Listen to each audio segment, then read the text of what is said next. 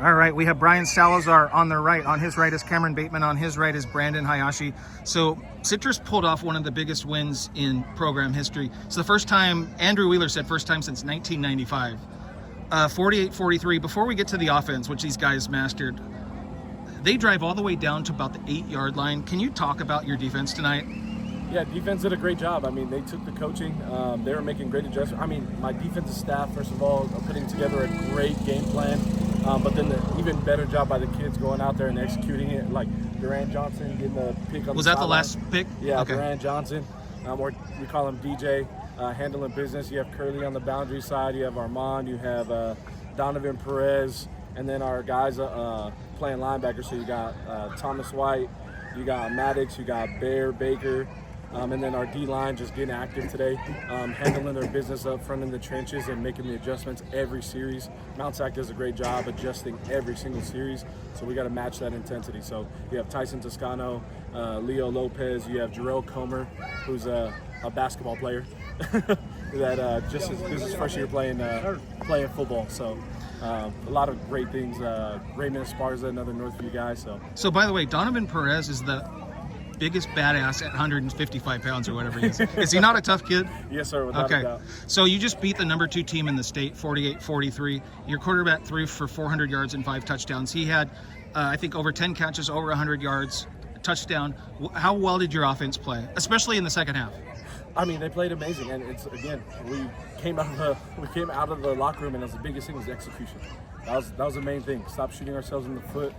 Get the play call, align, assign, execute. It's something that I preach every single day. And these guys do a great job of going out there every single day at practice and being diligent. And so it came out and it showed up in the second half, and even more so in the second quarter as well too. So guys, tell me if you notice this. When I watch these big games, especially the underdog, a lot of times late they try not to lose instead of try to win. It just seemed like the aggressiveness on both offense and defense, they gave you the opportunity to make plays instead of let's not make mistakes.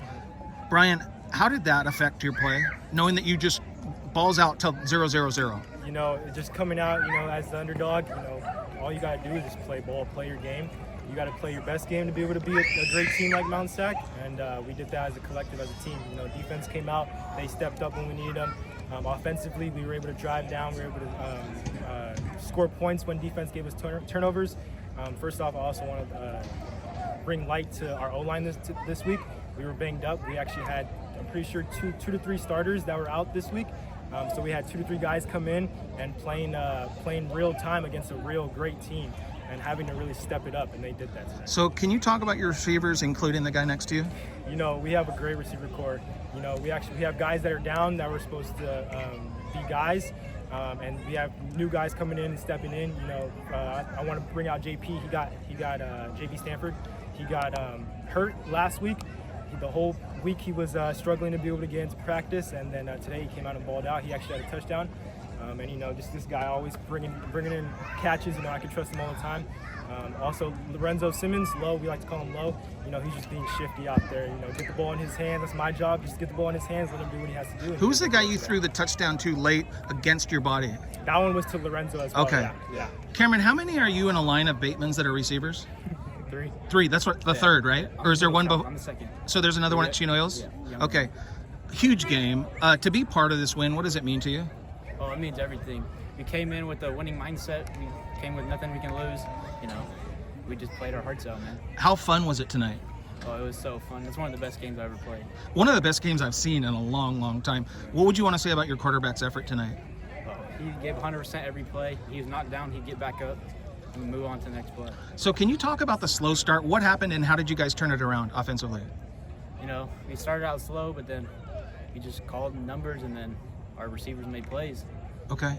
Hey, so B, I wanted to give both of you guys a chance because obviously you guys did your part, but how much praise do you want to give to your defense? Man, so much. Back-to-back weeks, they're able to come out, pull out great drives when the team is... These are 2 consecutive great wins. Yeah, two great wins and 2 great defensive stops to end the game. They come, we have, going back to San Diego Mesa, they're going down, driving down, and they stop them to go to a field goal, and they end up missing it. And then today, they're driving all the way down, get close to the red zone, and just being able to stop them is a great thing. Okay. Being able to piggyback off of that and then just doing our part at the end of the day. So obviously you guys did your part, but how much did the defense's play pick up the offense? And for you guys? They put a lot of fire on the offense to go Okay. score. So last question, pick somebody different, please. Who's somebody that won't be in the headline, but damn, they played well tonight? Ooh, the one thing I did see was that beautiful block when it came to him. I think Brian threw an out route to you. Or was it out route? It was like a slip pass to, and then who was it? We had JoJo and then somebody else. They had Jalen. They had a beautiful double team block that freed up the Okay. sideline for Bateman, and then I think it was a 28-yard gain. Okay. And so I was like, those are guys that keep battling. Rob and a few other guys were. Those two are really the wide receiver core just going out there and handling business. Just somebody you thought played really well tonight. Jalen Thompson, Okay. What's his position? receiver. Okay. Number 10. Okay. And you? And then Jojo Enriquez, number 9. He had one of the touchdowns today, but him just, that touchdown was kind of like Igniter? yeah, and in an errant play. That wasn't his route, but he Okay. was playing smart football and he knew where his spot was open. I was Okay. able to hit him.